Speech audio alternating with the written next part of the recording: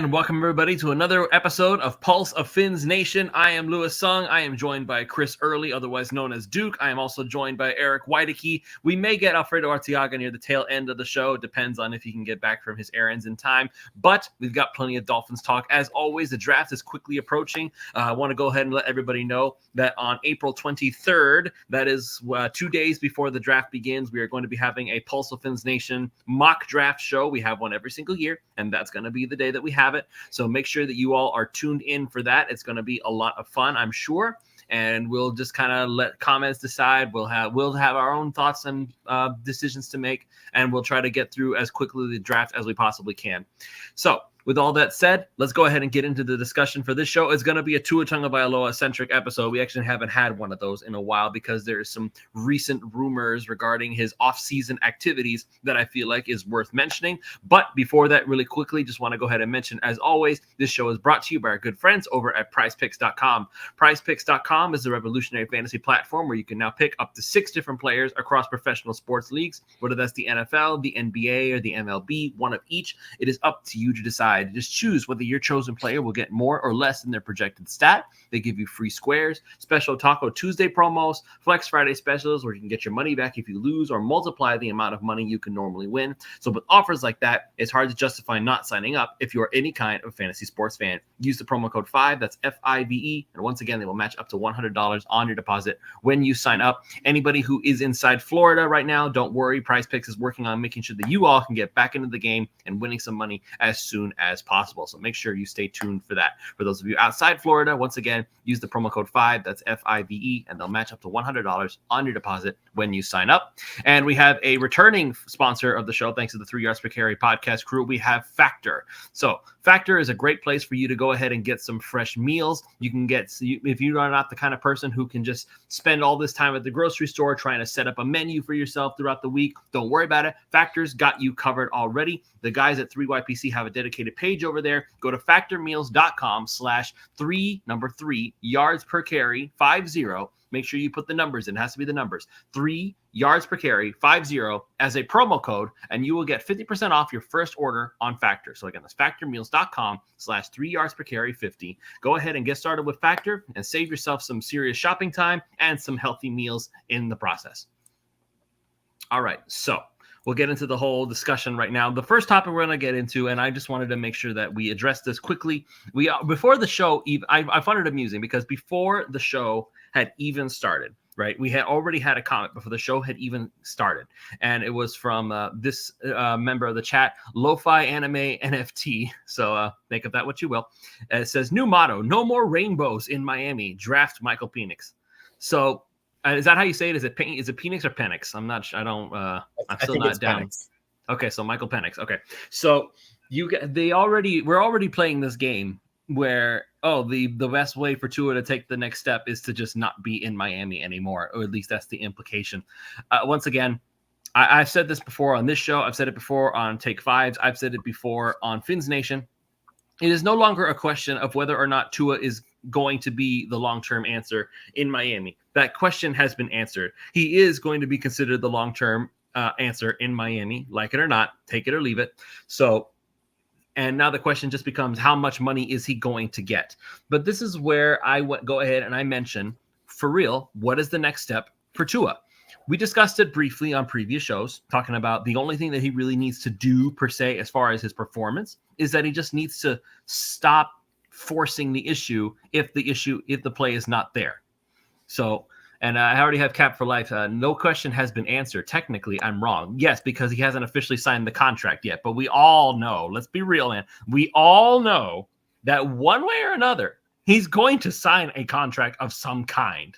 He's not going to play this year on the 5th-year option. He's just not. It's not smart for him. It's not smart for the team. It's not smart for anybody. He's going to sign a deal by the time it all sets up. So, with all that being said, Tua he's very much, we've talked about this, he's based on his accuracy. He's based on mechanics. He's based on whether he can find the open guy in the defense, and he's proven already that he can do that when his receivers are where they need to be. So that's where that's what we're looking at with Tua right now. What is Tua's ceiling? We've all discussed this as well at length, that Tua's ceiling is Drew Brees. He has all the same traits. He has all the same physical qualities. He has all the same characteristics of a Drew Brees. So if that's his ceiling, I'm good with giving a ton of money. If you account for, think about it, because people are looking at the $50 million price tag, because Lo-Fi just tuned in again saying, is McDaniel's system QB friendly? What does a $50 million QB do for us? The QB, it's not the system being QB friendly. The system was designed specifically from the ground up for Tua Tagovailoa. If some other quarterback comes in here, McDaniel is going to have to upend his whole system and start over. Because we all saw that when Teddy Bridgewater stepped in, it didn't work as well. And when Skylar Thompson stepped in, it didn't work as well. And when Mike White stepped in, it didn't work as well. It is not that simple to just plug and play a quarterback into a system and say, guess what? You're the guy now. McDaniel made this system specifically designed for Tua.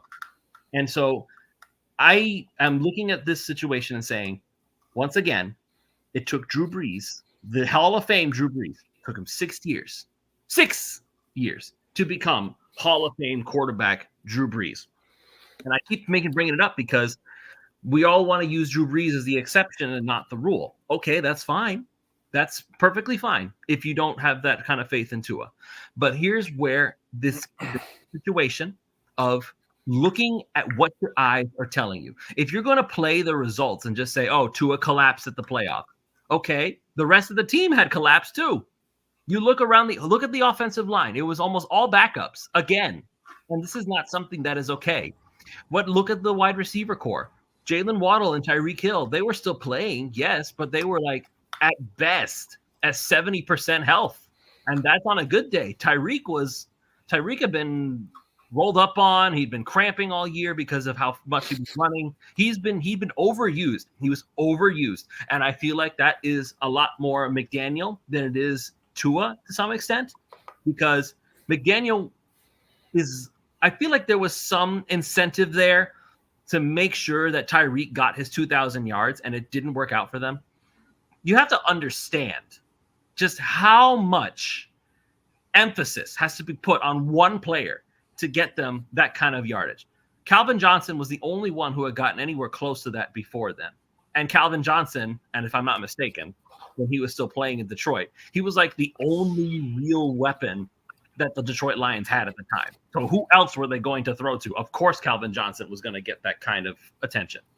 So in that same vein, you're looking at Tyreek and saying, okay, no wonder he was hobbled. He was running around like a madman and he was injured. So yes, that is going to have an effect on the offense. Ask any quarterback who no longer has elite weapons to work with. It's going to have an impact on them. So I'm going to go ahead and I'm going to open up the floor to everybody, because we'll talk about what Tua actually is doing. But I feel like we need to reiterate where we stand, each of us, with Tua right now, because already, like, the comments have already been more active in the past 5 minutes of me talking than they have been in the past several shows combined, and all because it's the Tua Tagovailoa debate. So go ahead, Duke or Eric. I don't know which one of you wants to go first. Just go for it. You know, I'm probably going to end up sounding like a giant fence sitter on this thing, like I normally do when it comes to Tua, because the truth of the matter is I'm a Tua defender, but I can't bring myself, unfortunately, to go quite as far as Lewis does here. I like Tua. I think right now, I think that the best course of action is to extend Tua. Do I still have questions as to whether or not he can be the guy to ultimately lead the Dolphins to a Super Bowl? Absolutely, I have those questions. And those questions don't necessarily stem from, I think he's a bad quarterback. It's just I wonder if the type of quarterback that he is successful in the 2020s. Drew Brees was doing his thing in 2008, 2009, 2010, early 2010s, kind of into the mid 2010s. It was a different league when Drew Brees was doing what he was doing. And so I do wonder a little bit about that when it comes to Tua. My thing with Tua, and it is something that reportedly he's doing, so I'm all for it. I know that he bulked up last year to kind of absorb some of those hits, but in an offense like the Dolphins, where the ball's out so quickly, you're barely getting hit in the first place. maybe, cutting, getting a little bit slimmer, getting some of that mobility back that he had earlier in his career is the best course of action here. And I think that that's what he is doing. And I think that ultimately that's probably the best thing for him and for the team going forward, because let's be real, this team is built to win now. If you draft a quarterback in 2024 in the first round, that player, because of the amount of veteran talent that's around him, you have to be sure, okay, we're winning in the next 2 years with that quarterback. And at 21, unless you're willing to package up everything that you have this year and next year, seemingly, to move up for, one of the top 3 quarterbacks, I don't see a guy that makes the Dolphins better in 2024 or even 2025 in this class than Tua Tagovailoa. And that's just the long and the short of it. Now, do I think that they should have an out in his contract after 3-4 years, what have you? Some sort of escape route just in case things do go sideways? Absolutely. I think that's a smart thing. And I think that that's something every team is looking to do. But, I think you can win with a quarterback who is somewhere between the 8th and 12th best in the league. And I think that ultimately, because of physical limitations, that's probably where Tua sits, and that's probably where he's going to continue to sit. You might get better production because he's got a really good supporting cast, but I think that that's going to be more than enough to be a competent offense, a more than competent offense, a really good offense. So I think anytime you have a borderline top 10 quarterback like Tua is, like it or not, he is borderline top 10. You go with it. You have to pay him, because the alternative is hopping back on this cycle of, well, maybe we'll draft somebody. And that's just not feasible for where the Dolphins are right now. And I think Tua is taking the correct steps. Like I said, getting some of that mobility back. I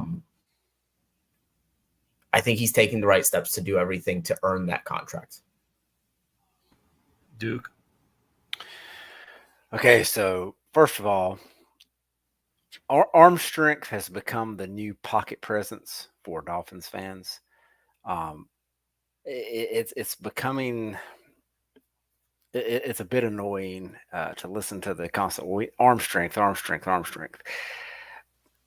I don't care if a quarterback can throw the ball through a brick wall from 100 yards away. A quarterback's job is to throw the ball on time to the right person in the right spot. And if he cannot do that, he's not a good quarterback. Josh Allen, for the first couple of years of his career, was not a good quarterback. He could run the ball. He was a great running back, but his accuracy was all over the place. He changed some of his mechanics. He worked on his accuracy, and suddenly he's a top 3 quarterback in the league. Accuracy is the most important. That's the most important trait of any quarterback. If you're watching quarterbacks, if you're scouting quarterbacks, if you're looking at anything film-wise regarding quarterbacks, accuracy is your number one thing. If that is not your number one thing, you're doing it wrong.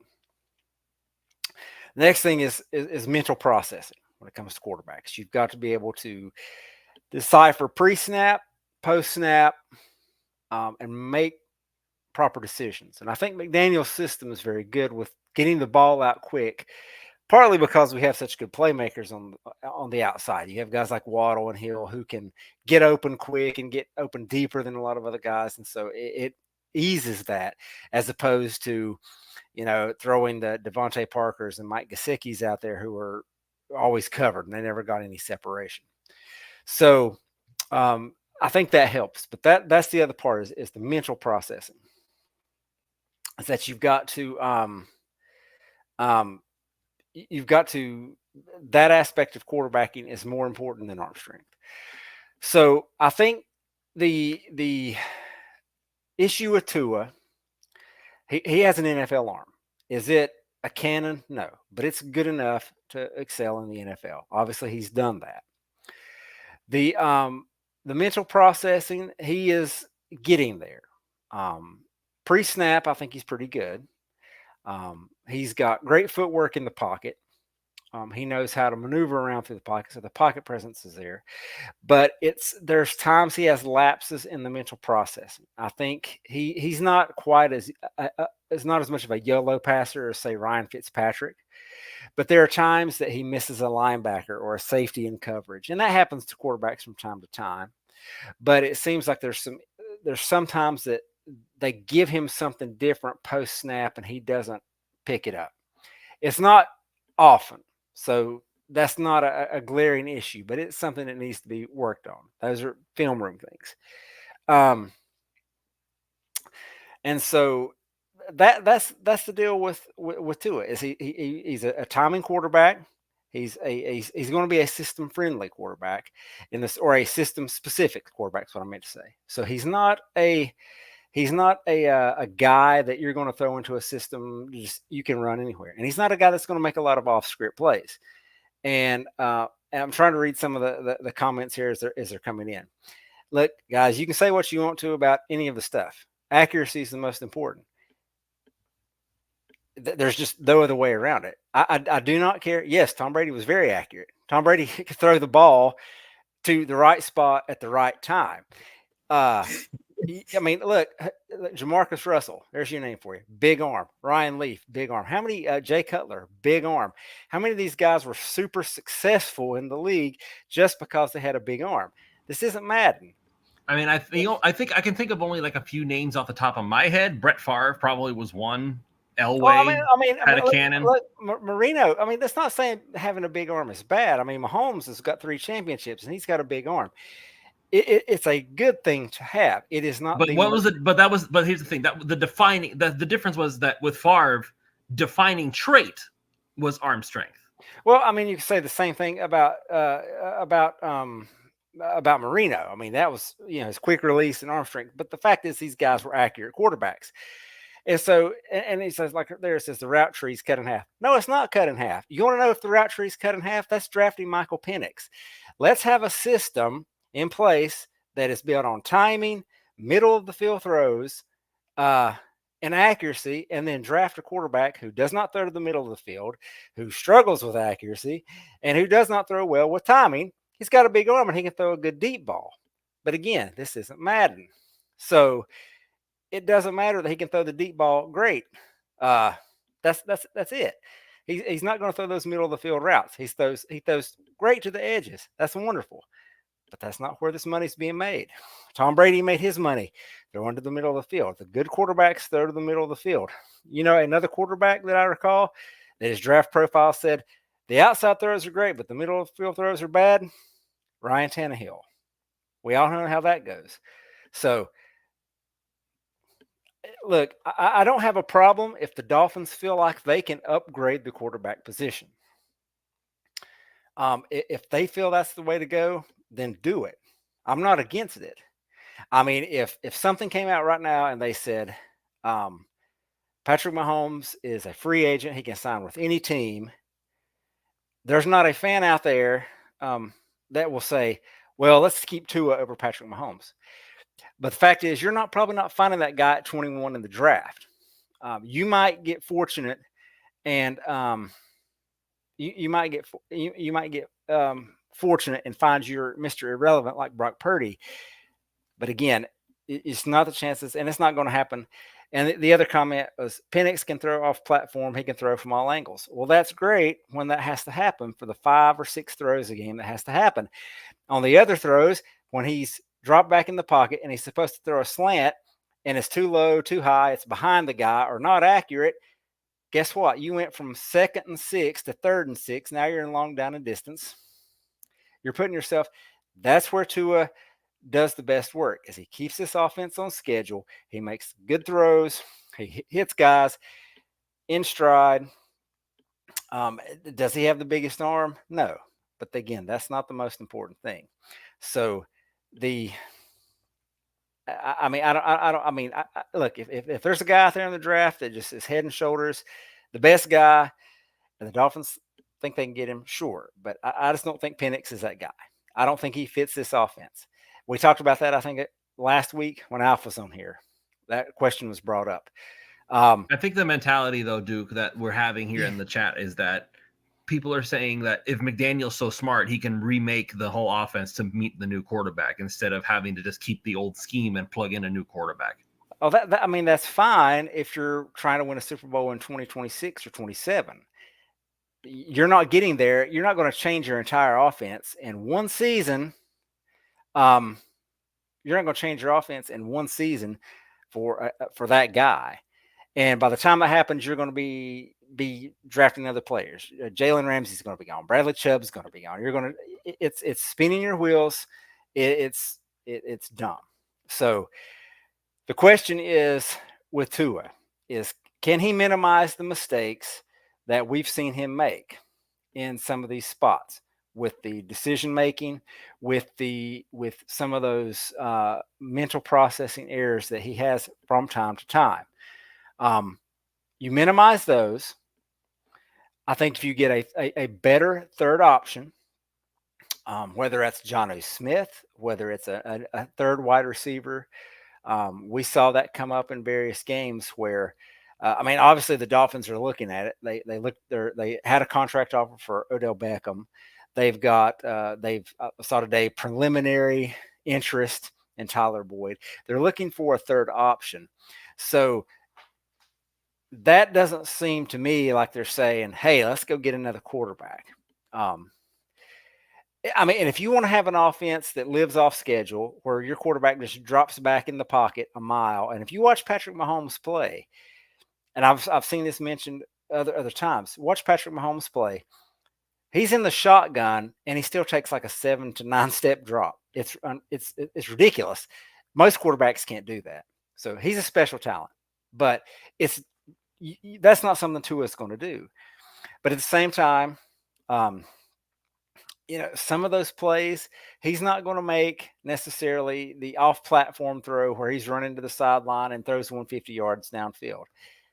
I don't care if he can do that or not. That's really not that big of a deal to me. What I want to see is again, just reduction in some of those mental errors. I want to see him take the profit when it's there with the check downs or the shorter passes, even if it means a 5-yard play versus a 20-yard play, and just continue being smart in the pocket and avoiding contact and not taking stupid hits. Again, Tua's not a bad quarterback. So you're talking about, let's move on from a top 10 quarterback, and that's what he is, for a guy that not only doesn't fit the system. I don't know. I don't even know if he has a first round grade on him. Somebody's probably going to take him in the first round, but I don't have. No. Somebody's definitely going to take Michael Penix in the first round. There's too many teams that are quarterback needy and are looking for something to give their fan base hope. So they'll look at Michael Penix, and I'm not even saying he's not talented. He could very well be a very talented player, but that's just it. For all the discussion we've had about Tua, I know what Tua is. Top 10 quarterback with potential, by the way, again, potential to be more. Once upon a time, Drew Brees was considered the best quarterback in the NFL. He was. Once upon a time. He was right up there with Brady. He was right up there with Aaron Rodgers, right up there with all the greats of all time. But there's still potential for more with him. He's not done. He's only in year 5. It's not like he's the 15-year veteran and we've seen everything that he can do and it's all downhill from here. Yeah, and say again, I was kind of reading the comments. This is like Tua has to see a one-on-one and throw it early to get it downfield. That's how most downfield throws are. I mean, I think what you're trying to say is if the receiver is already 30 yards down the field and then you throw it, at that point you've waited too long. That's Madden football. What I'm gathering here is. You know who the comments want the Dolphins to trade for? To be the backup? To compete with Tua? You know who they would love? Zach Wilson. Oh my God. You ever saw him at BYU? All it was running around and making off-script plays and throwing the ball 60 yards downfield on a dime on the run. See, that's the kind of stuff that makes SportsCenter. But yeah, exactly. It's like trick shots. Yeah, it's such a niche skill. Nobody that watches other games, nobody that watches these other games I think people that watch the highlight shows, they see Patrick Mahomes and Josh Allen, and they make these crazy throws that make the highlight reels, and they don't catch the 4-yard pass and then the 5-yard pass. And then, these guys get 40 attempts a game.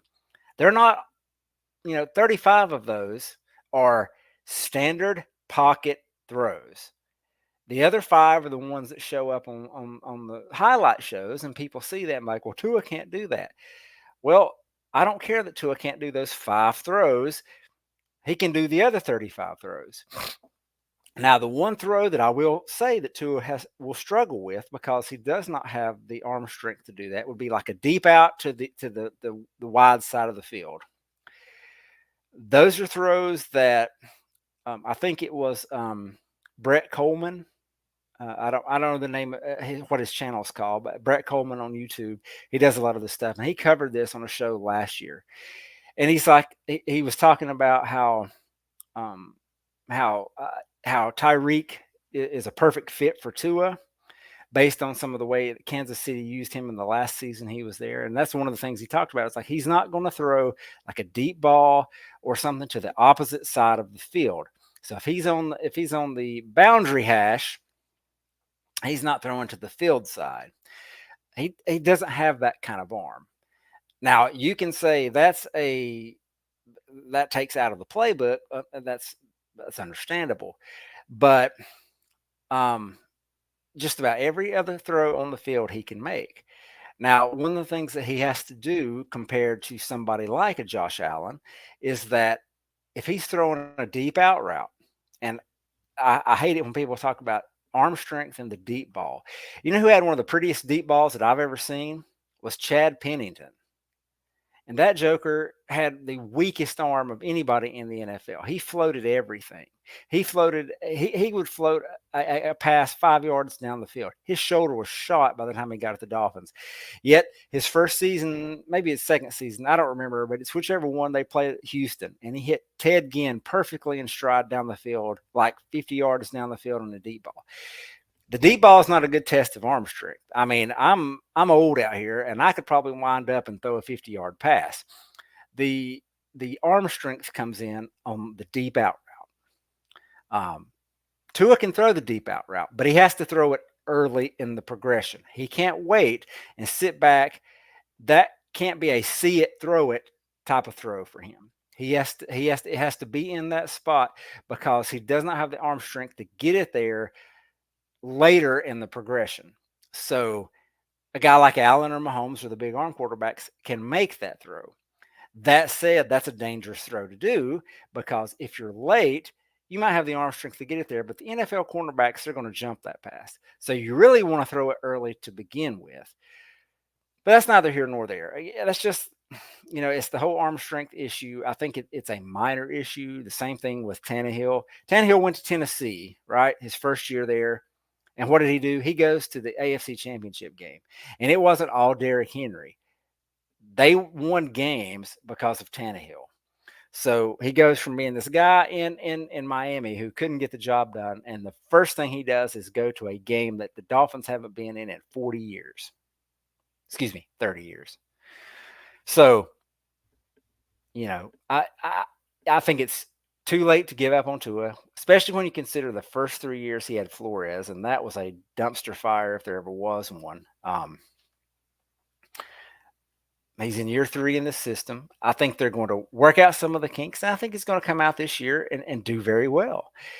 As far as the contract goes, I agree with you, Lewis, that it needs to be I think it's better for both parties to get it done beforehand. He's either going to price himself out of the Dolphins' range, or he's going to get hurt or something and hurt himself in some money. So go ahead and get the contract extension done. But I believe that he will. I don't think it's going to be necessarily a top of the market deal either. I think it'll be reasonably close, but not over the top. All right. I'm just going to address one more thing before I get into my piece here. Cap for Life is asking, if Drew Brees was top 10, why was he traded to New Orleans?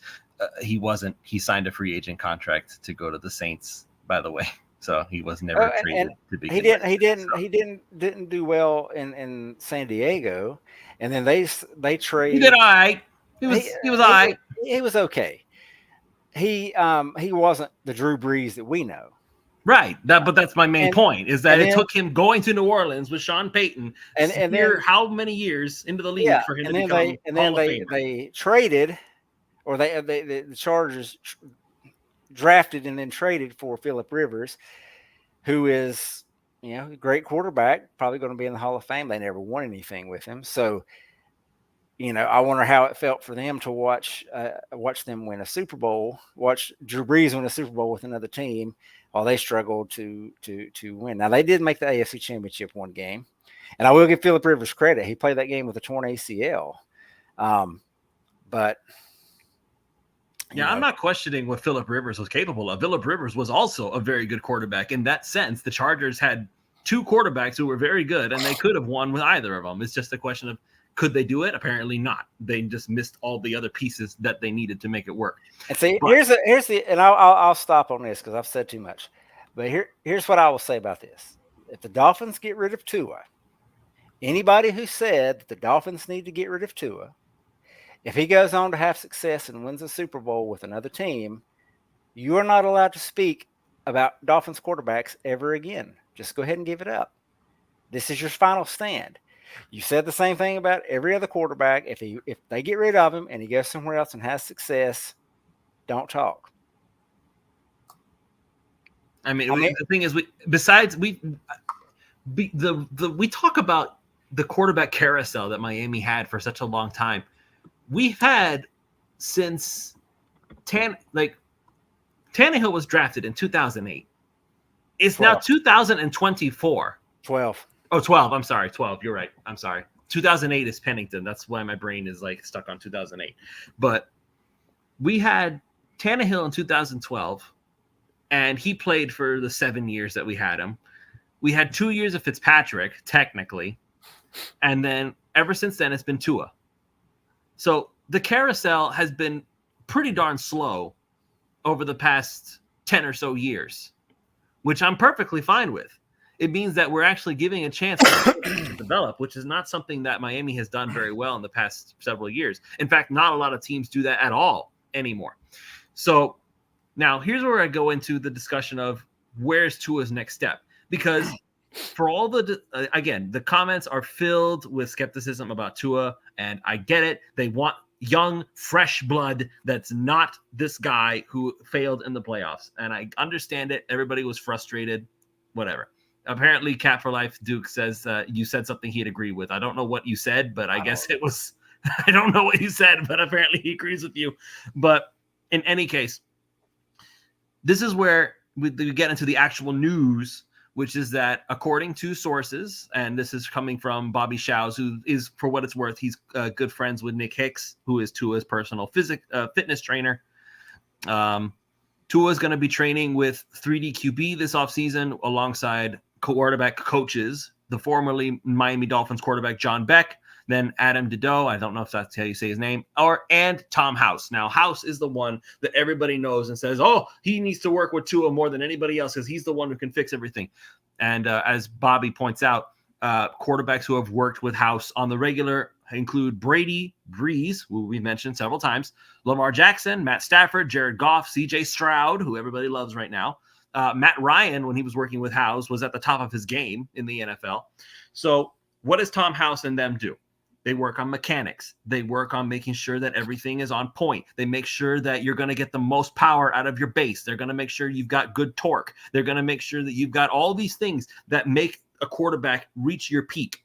And not only that, we'll add on to that the news that we had heard that Tua is going to start working on speed and his agility in this offseason. So that's more of a Nick Hicks thing. But nevertheless, Duke, I don't know. I see you shaking your head. I don't know if you're shaking your head at something I said in the comments or if it was something that I just brought up. But I personally, this is me, I prefer to know that Tua is going to be working on his speed and agility because I feel like to some extent that's part of Tua's game that he's been missing, is that he should be able to run with the football if he feels that that is the best decision at that moment. Bulking up, making him slower, I get why they did it, but I don't necessarily agree with it. I think he needs to run more because that helps keep the defense on their toes. And Tua can do it. He did it some in college. In fact, not to call myself out on the carpet again, but I erroneously called Tua a running quarterback in Alabama because all the highlights that I saw on SportsCenter were of Tua taking off. So that's why in my brain, because I hadn't done my homework yet, I thought, oh, Tua's a running quarterback. Wrong. I know that now. But this is a situation where that's still an aspect of his game that he hasn't been able to tap into yet. And him working on that is going to go a long way. Now he's also working on his overall quarterback mechanics, at least reportedly. We haven't gotten official confirmation yet. And I don't know if we actually will or not until he actually starts doing it.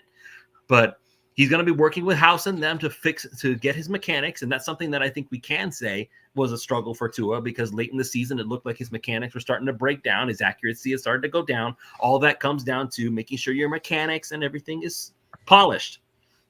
So with all that said, this is yet another step. Tua's never shown any lack of desire or willingness to improve any aspect of his game that he possibly can. And that in and of itself right there is proof positive for me that he can and will get better. He's doing everything humanly possible to do so. With all that said, I'm going to welcome Alfredo Arteaga into the show. He's been in the comment section, watching everything go down. So I'm going to go ahead and let Alf just have his say. How are you, Alf? Worst after listening to some of these idiots. Like I'm looking at one comment right here. Do you guys realize why Mostert started getting all the calls in the red zone? Yeah, because Tua drove him to the 1 yard line and they handed him the ball at the 1 yard line. You know, that number one offense that Tua led. And then he writes, Tua has the highest pickable pass percentage in the red zone. That's a lie. And I could tell it's completely made up, because if you like, I could look up the numbers. And just off the top of my head, I know that the numbers are going to be not to his favor. So you could go to somebody else while I'll look up the numbers. All right, so we'll go ahead and work on that. But Eric, let's go into the actual. You mentioned it briefly, but what are your thoughts on the whole Tua's offseason program here? What do you approve of? I know you approve of Tom House. What do you think about the whole speed and agility to maybe improve his running? I agree with the speed and agility. Although I do think, if I'm being really honest, all this, and I know that it's Dolphins Twitter and they're going to do what they're going to do. I think all the speculation is a little silly, although listen, I got the numbers if you want to hear it. I got the numbers if you want to hear it. Yeah, and then, go right ahead. And then we could ban this guy for good. In the red zone for his career, Tua has a 99.9 quarterback rating, which is, you ready for this? Number one in the NFL since he came into the league. And this is for his career, by the way. He has 56 touchdowns and 3 interceptions. You want to hear that again? 56 touchdowns. That's 5-6. That's you want me to count to 56? I can. 56 touchdowns and 3 interceptions. Okay. That is 19-1 touchdown to interception ratio for. If you want to reduce it even further, first and goal for the Dolphins since he became and this is his entire career. I'm not taking the last 2 years. If you want me to take the last 2 years, it could get ugly here. Okay. I'm taking the entire career, all 4 years. His entire 4 years, first and goal. He has a 93.1 quarterback rating. That is 4th behind Patrick Mahomes, Josh Allen. You want to guess who's 3rd? All of you guys. Tom Brady. I'm just gonna throw Lamar Jackson out there, I guess. Somebody got it right. It was Tom Brady. Okay. And he has 45 touchdowns and 2 interceptions. Yeah, this guy's a clown. You could ban him right now. I mean, I the way that I look at it. What are you talking about here? We spent almost 30 years looking for a quarterback. We found one, a good one, a really good one. And now all these clowns are in the, because look, at a time there was like Tua hating crowd. They're no longer the Tua hating crowd. Now there's because there's still a Tua hating, aspect to this fan base, but now there is this anybody but Tua bandwagon. Now they want to draft Michael Penix. Michael Penix, first of all, and let's dissect Michael Penix. And I happen to be one of these people that actually likes Michael Penix. Okay, let's take every single quarterback prospect in this draft. Okay, I have a very simple rating system that I use. All right, I use 10 questions and then I weight them. And I've talked about this on OnlyFans before.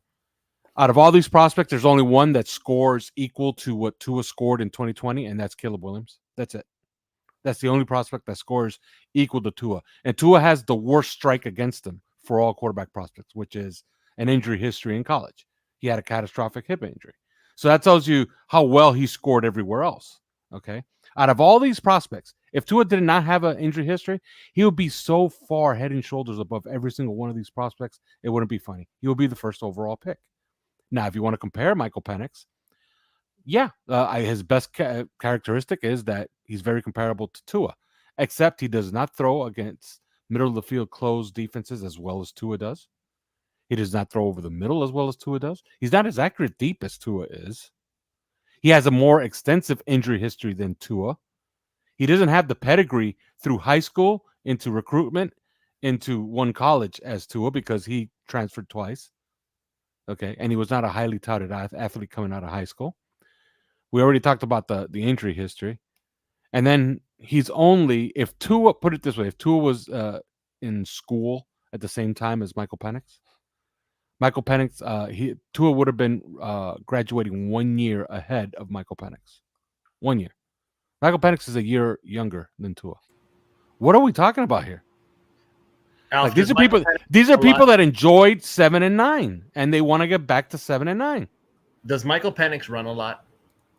No, he's fast, okay. But he never runs. He never runs. But he's fast. So when he does run, it's impressive. If the day that an NFL game is decided by putting on track shoes and in shorts, and you could run from the 40-yard line to the goal line, then he'll be useful. No, but what I'm saying is, what I'm trying to speculate is why the Penix thing is like, why are people so gung ho on him specifically? And the only thing that I can think of is that he has. Does Michael Penix have a stronger arm than Tua overall? Yes. Does he run? But he runs faster than Tua does. So yeah, but he's not a more opportunistic runner because he never leaves. He never leaves the pocket. Right, I get that. But this is where it becomes okay. So what they're looking at is Penix has raw physical talent that Tua does not have. They're basically seeing stars in their eyes with metrics that Tua does not match physically. In a broken body that had 2 ACL injuries. 2, one on each knee. And he's available at 21. I mean, if he was a great prospect, he's not going to be available at 21. No, there's a reason why Tua got crushed underneath 2 Mississippi State defensive tackles, had a catastrophic hip injury, and still went 5th overall. There's a reason for that. It wasn't because the Dolphins reached. He was going 6th if the Dolphins didn't take him. The Dolphins had taken Justin Herbert, and I will guarantee you, had they taken Justin Herbert, all these same idiots will be talking about getting rid of Herbert right now. It is. I call it the greener grass syndrome. I've seen it for years with other players, other positions. The grass is always greener on the other side, and they see something else, and it's definitely has to be better. And I'm not going to quote the song lyric on the show, but Soundgarden had a song lyric about why the grass is always greener. So you can look that up. I don't get that reference. I'm sure somebody out there does, though. I'll ask you after the show. So, all right, we did 45 minutes of Tua, and I know that the comments are going to continue talking about Tua even after we move on from this discussion, but I wanted to really quickly ask everybody else. So other news that came out today, other rumors, I guess you could say, the Dolphins made inquiries regarding Tyler Boyd, who is the 3rd wide receiver formerly of the Cincinnati Bengals. It looks like he's looking for a new home. The Dolphins have made it abundantly clear at this point that they are looking for a 3rd wide receiver type guy, a veteran of some sort, to be able to lean on. So that way they have so much flexibility now in the draft. We didn't even talk about the fact that they re-signed Kendall Lamb today, which part of me is happy about. The other part isn't, because I want to see what Keon Smith has to do. But Duke in his App State shirt. But I kind of want to see a lot of Keon Smith. That being said, I get that depth is super important with this offensive line, and Kendall Lamb provides that in spades. So I'm glad to have him back. I hope Keon Smith still gets an opportunity to prove himself, because I really think there's something there. But it's clear the Dolphins want to be able to have as much flexibility as humanly possible with their 21st overall pick. So I'm going to ask you guys, you now have Dolphins connected, and in theoretically, no official word has been made, but connected to Michael Thomas. We've now heard a report. We now know for a fact that there is a contract on the table for Odell Beckham Jr. And the Dolphins have started rumored to have started preliminary inquiries as to potentially signing Tyler Boyd. So I'll ask this to all three of you. Of the three guys that we just mentioned, who would you want Miami to pick and why? Odell Beckham. Yeah, I don't think it's particularly close. By the way, the guy that's talking about when were the Huskies relevant? Before Michael Penix. Well, right before Michael Penix got there, they were in the CFP semifinal 2 years in a row. They were in the Fiesta Bowl and they were in the Rose Bowl. So get lost, clown. And I'll agree with Duke. Odell would be the best of the three. Yeah, I don't think it's particularly close. I think because Odell Beckham is the one that kind of unlocks certain parts of the offense. If you go and you get Tyler Boyd, make no mistake, Tyler Boyd is the better player right now. But if you get Tyler Boyd, you're back to the same philosophies as last year, and you're back to trying to unlock the slot receiver with a new face. So you're essentially just replacing Cedric Wilson, and you're hoping that replacing Cedric Wilson with a better slot player is going to make your offense better. Maybe it does, but I prefer getting Odell Beckham and playing him on the outside and using Tyreek Hill and Jalen Waddle in the slot, and that's going to make the offense much, much, much better. So, yeah, if you want the better player, sure, Tyler Boyd is the better player. If you want the guy that's going to be better for the offense, I think Odell Beckham is going to be. And I understand some are saying, but what about, does this really mean that we're out on Odell Beckham if they're looking at other people? Well, no, they just spent a lot of money, on all these ancillary pieces, and that their cap space has to be down to nearly nothing. Like there has to be. We don't even know what the Kendall Lamb numbers are yet. Yeah, so let's say Kendall Lamb got $2 million, right? Then they're probably down to like $2 million. I doubt that they offered $2 million to Odell Beckham. Remember that they're getting 18.5. Okay, so they're getting 18.5 on June 1st. So, and for what it's worth, for better or worse, we still have not gotten the Tyreek Hill restructure. That's still in their back pocket if they want it. No, and the Tua extension, which is going to open up about $14 million. So they could be sitting here with like $40 million in cap space, okay, in June, and that's going to allow for them to maybe even move some of that money around. So they might be able to even front load part of Tua's contract into that first year. They might not touch that fifth-year option because evidently Brandon Shore's like really, really good at his job. So scary good. Okay, he's able to take a situation that everybody was calling cap apocalypse, and they're kind of sitting pretty again. They're going to be flush with picks again next year. So absolutely. Now, I will say this: they can't go on a spending spree per se, because if I'm not mistaken, you usually need to have around 10 million or so just to be able to sign your draft class. Right. So yeah, if you could do the math on this. They're gonna have, like, let's say they do nothing else, okay? Although they will, they're probably gonna extend Tyreek, or they're gonna restructure Tyreek. But let's say they do absolutely nothing. Come June 1st, they're gonna have somewhere around $7 to $8 million to play with. That's more than enough to get OBJ, in my opinion. I think Odell Beckham is something that. I'm figuring, I could be completely wrong, but 1 year, $7 million with a large guarantee could probably get it done. Maybe something with incentives that could get them closer to 9. Maybe that gets it done. Do you think they would pivot off of that if the draft falls a certain way? I think they're going to look at the draft regardless. Like, I think in an ideal world, they will sign Odell Beckham and they will use either pick 21 or pick 55 on a wide receiver. And I think that they know that this is a generational class, and they're positioning themselves by all the moves that they've made. They're positioning themselves, especially loading up on all this depth on the offensive line. Like you can see that they're hedging bets here. Mhm. They're positioning themselves to take a wide receiver with one of those 2 picks.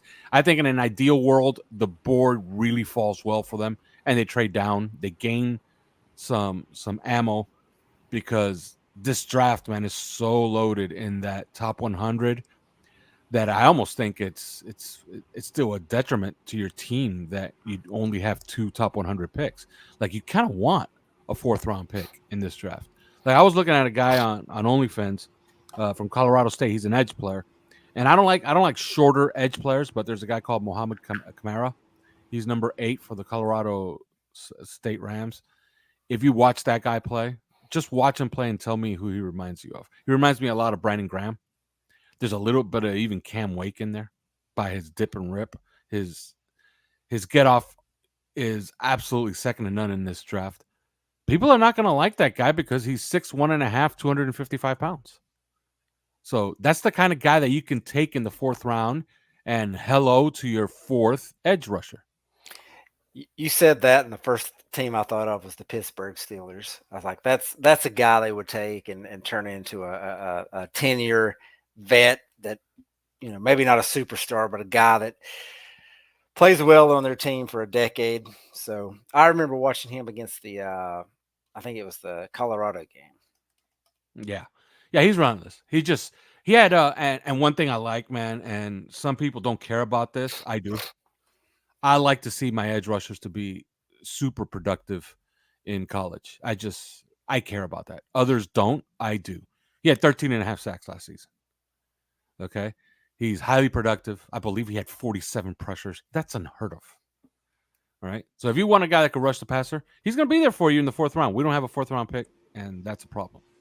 So, but the thing is that, as CK also mentioned, I think he was during one of your podcasts, or either that or was on OnlyFans, but he had mentioned that usually every team wants to trade down to some extent. They all want to trade down. Yeah, you just need that partner. You know what I mean? Right. Teams don't get to trade down. Another team trades up, and you just happen to be the one they trade up with. Well, I'll tell you who. Do you have the draft order there? Tell me who's in the bottom of the 1st round. Well, before we go in there, I'll mention that Pro Football Focus listed some trades that they wanted to see, and they had Miami or Green Bay trading from 25 to 21 to draft Cooper DeJean, and Miami got 25, a 2025 3rd, and pick 144 or something like that. So that's kind of putting you in that range to get a guy like that. So to answer the question, every team below Miami is Eagles at 22, Vikings at 23 from Cleveland through Houston. If the Vikings don't get their quarterback earlier and they're sitting there, they can move up to take Michael Penix, and Michael Penix drops to us, So just 2 picks is enough to get a 4th? Yes, easily. Well, Miami went from 26 to 30 in the 2020 draft and got a 4th round pick. And it turned out it was the 4th round pick that they traded in the deal with Larry Tunsil. So they got it back. And that was the I can't think of his name. It was the guard from Georgia. That's who they took. But that was and I'll never forget. Yeah, and I'll never forget when the Patriots held Vernon Carey hostage. And Vernon Carey, by the way, was a fabulous tackle, and I thought he would have been an All-Pro guard had they played him at guard from day one. But I remember when the Patriots held Vernon Carey hostage over 1 pick, and Miami traded up 1 spot to take Vernon Carey, and they had to swap a 3rd round pick to do it. And who did the Patriots take 1 pick later? Does Duke know? Vince Wilfork, wasn't it? Yes, it was. Oh, the human bowling ball. Yes, Vince Wilfork. Okay. 2 Miami players. All right. So who else is behind Minnesota? Dallas at 24, Packers at 25, Bucks at 26. Maybe the Bucks. So 27 is the Cardinals, Bills 28. Now, when I put it on OnlyFins, and I think I might have tweeted it out too, but I traded down with Detroit at 29, and I was able to get like some 2025 picks, and I was able to get some good stuff in that draft too. Now, at 29, you can still get some good players. I was somehow, I don't remember if I think it was JPJ I ended up getting, Jackson Powers Johnson, with the 29th, but I think there was at least one draft that I was able to get my hands on Graham Barton. And I don't know, because his draft stock, I think, is about to skyrocket. Well, Graham Barton will not make it past the 49ers. They've been all over him since the onset. And he's there, but the 49ers are at 31. So that would mean that San Francisco would have to trade up, even if we end up trading down with Detroit. Graham Barton is the guy that we could hold hostage. If the 49ers really want him, Yeah, and that's a trade partner as well. And you're getting into that spot in the late first, early second, where some of those maybe second tier wide receivers will be. And so if that's your goal, Mike McDaniel is salivating over someone like Xavier Worthy with that speed. Is he a guy you want to take at 21? Maybe, maybe not. But if you could get moved down to say 31 and get him, or maybe even the early part of that second round and pick up some extra picks and get your guy there. The thing that I've been arguing with on the Finsider and others is a lot of people are like, we've got to get a guard or a defensive tackle at 21. We've got to get this guy. And I'm like, no, I'm not a fan of Jackson Powers Johnson, just for the fact that he's basically an interior offensive lineman only. And to me, that's just kind of a not good value pick at the first round. Now, there's some offensive linemen I like at 21, and if they're there, I would take them. And I like Graham Barton, even though I think he's going to play inside. I think he has some tackle availability because he's played that in college. But that's a spot. You move down there, you pick up your receiver, you get that extra pick, and you get that edge rusher later on. And I agree with Alf and the fact I think an edge rusher is a bigger need than what people are thinking, because right now we have one healthy guy and some other guys. I don't know who's there besides Shaq Barrett. That's healthy. Is Cameron Good going to be back? I don't know, man. I don't know if he's even healthy at this point, though, isn't? No, he's not healthy. Well, that was the final game of the season, and that was a significant knee injury. So I will say this: I'm wondering, specifically with Jackson Powers Johnson, if we could see a very Creed Humphrey-like fall for him, because everybody, and I mean everybody that I remember in that draft had Creed Humphrey as a first-round draft pick easily, and he tumbled all the way to the 63rd overall pick somehow to Kansas City, and the NFL is dumb for letting that happen. But Creed Humphrey, I think that could happen. Absolutely. The mock draft that absolutely drove me nuts was the Mike Tannenbaum, because he had Miami picking Jackson Powers Johnson at 21, and the very next pick was Brock Bowers, and I didn't need to see any more. I was done. That got a reaction from me, because that guy in Mike McDaniel's offense would be ridiculous. And Mike Tannenbaum was like, oh, well, they lost to Robert Hunt and they need a guard, so there he is. I'm like, dude, you're just hating the Dolphins now. You're just mad because you got canned. Just stop. I got a number. Somebody, there's a great Twitter. Let me see if I can find it here. It's a great Twitter account. Go to Football Insights at FBall_insights. And they have a breakdown of every single prospect in this draft. Yards after the catch per reception. Okay. Do you know who's number one the entire draft? I'm guessing it's Brock Bowers. It's Brock Bowers, and he's a tight end. You know who's second? Taj Washington. Third is Malachi Corley. Fourth is Xavier Worthy. Are you see where I'm going with this? So, yes, if you watch Brock Bowers play, he's different. It's a special kind of cat. And I understand some are saying, yeah, but you got Jonnu Smith. Well, first of all, Jonnu Smith's not going to be here 10 years. Brock Bowers can. But also, wouldn't it be nice to have two? Play them both. What's wrong with 12 personnel with those two guys? Well, and if that's the case, then we're going to do that. Then let me just check something really quickly. let's see. In 2025, you end up accumulating 1.6 million. Oh wait, no, hold on. You end up getting 2.1 million in cap savings if you cut Durham Smythe, and 2.6 in dead cap. Just saying, there's no way that you're gonna have Brock Bowers, Durham Smythe, and Jonnu Smith and Julian Hale all in the same room. Like, there's just not enough space for them all. Well, I mean, that's the thing though, is everybody looks at it as drafting a tight end, and it inherently becomes unsexy. But you have to. I don't listen. I don't mind. No. I don't mind. I love the idea. Not you necessarily. Not you necessarily. I'm talking about in general. The general, idea there.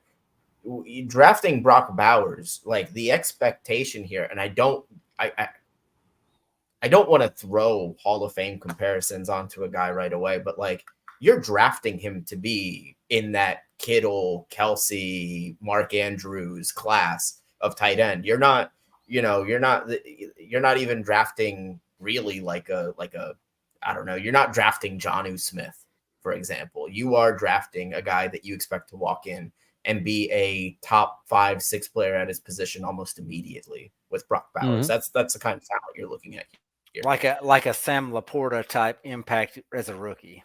Yeah. Yes. All right. So once again, I just want to remind everybody, on April 23rd is going to be our mock draft version of Pulse of Fins Nation. We will get on the simulator and we will go through the entire round. It's probably going to be a longer show. I don't know if it's going to end up on 3 yards because of how long it's going to be, but it's going to, we always do at least one every single year, and we are going to do it this year too. Do we need a simulator, or are we not just going to pick picks? Like, no, I always pull the simulator out, because we're only going to pick the Dolphins. We're basically going to be one conglomerating GM, and we're going to say, here's what's going to happen with the Miami Dolphins. We're not just saying, oh, this team picks this team picks this. We'll let the computer deal with the other teams. I want to focus on, we are all Chris Greer, and we are going to decide as the board falls, what is Miami going to do. So that's just a fun little exercise I like to have every single year. I know Ron Caniff will come out of his off-season hiatus to join us for that one, so that'll be fun. A lot of stuff that's going to be happening here. I'm really excited for everything that's happening. Once the draft happens, off-season's almost over. Football's going to be coming back before you know it. It's already April. The year's already a quarter of the way gone, man. Like, I blinked, and it was New Year's, and now it's April. It goes by so fast, man. Well, speaking of the off-season, I saw this today on ESPN. First day of whatever for the Dolphins is April 15th. OTAs, May 20, 21, May 23rd, May 28, 29, and May 31st. And mandatory mini camps June 4th through 6th. So even after the draft, we've got all of that coming up. And then there's the lull from June 6th to the end of July. But it'll be here before you know it. For real. Football season's already coming back. All right, everybody. Thank you all so much for joining us. We really appreciate all the comments, giving us a lot to talk about. Make sure, once again, if you haven't already done so, go check out Factor. So once again, Factor, you can go to factormeals.com/3 yards per carry 50. You need to make sure you put those numbers in, 3 yards per carry 50 as a promo code, and you will get 50% off your first order. Save yourself the trouble of having to go to the grocery store. Let Factor take care of it for you. They'll send you the food. All you have to do is make it using the instructions. You'll get a tasty, healthy meal right to your doorstep. And of course, make sure you go over to prizepicks.com, use the promo code 5, that's FIVE, and they will match up to $100 on your deposit when you sign up. And before I forget to mention it, we are still affiliate sponsored by My Nintendo Store. Click the links in the description of this YouTube video, and you'll be able to get bonus items upon making your purchase of either of these fun games that are on the screen right now. Super Mario Bros. Wonder, Super Mario Bros. RPG, both available, both fun to play. That's going to be it for this show. We will have 3 yards per carry on the podcast feed. OnlyFins is in the description. Make sure you go there for some of the best Dolphins talk out there. It's in the Alf. You know the URL by heart, so go ahead and explain to the people. You got to go to discord.gg/OnlyFins, and you can become a member there for $3 a month. And trust me, it's going to be the best $3 you ever spent. All right, folks, that's going to be it. We will see you all next week for another episode of Pulse of Fins Nation.